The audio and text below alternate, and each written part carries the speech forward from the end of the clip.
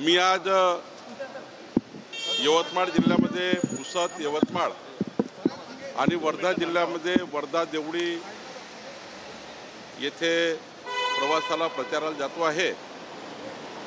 भारतीय जनता पक्षाचे सर्वच पदाधिकारी, आमदार, खासदार, आमचे अध्यक्ष रवींद्र चव्हाणजी, महाराष्ट्राचे नेते देवेंद्र फडणवीसजी या सर्वांनी प्रचाराची धुरा सांभाळलेली आहे आणि भाजपा, शिवसेना, महायुती ही 51% मतं घेऊन 2/3 बहुमताने जिंकेल असा मला विश्वास आहे। सर्वे मुंबईचा पुढे आलेला आहे, त्यामध्ये भाजप 100 पार दिसतंय, सत्तेवर येताना दिसतंय। आम्ही भाजपा, शिवसेना, महायुती 100% यावेळी मुंबईचा महापौर बनवणार आहे।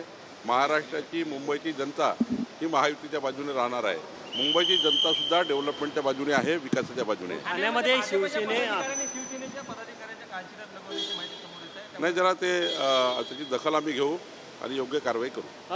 राष्ट्रवादी काँग्रेस शरदचंद्र पवार पक्षाच्या जिल्हाध्यक्षांनी आरोप केले की भाजपचे नेते कुठेतरी त्यांच्या उमेदवारांना अर्ज मागे घेण्यासाठी धमक्या देत आहेत। कुठलाच धमकी नाही, कुठलाच दबाव नाही, आम्ही असं करत नाही, आमची संस्कार संस्कृती नाही।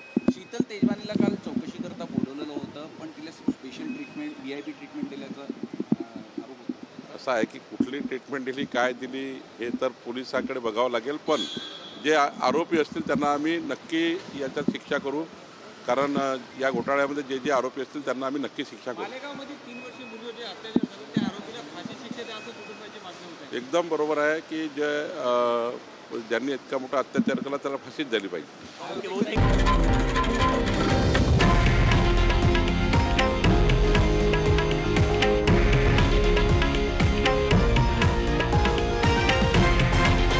हे आहे देशातील नंबर 1 न्यूज नेटवर्क आणि आपण पाहत आहात TV9 मराठी, एकमेव।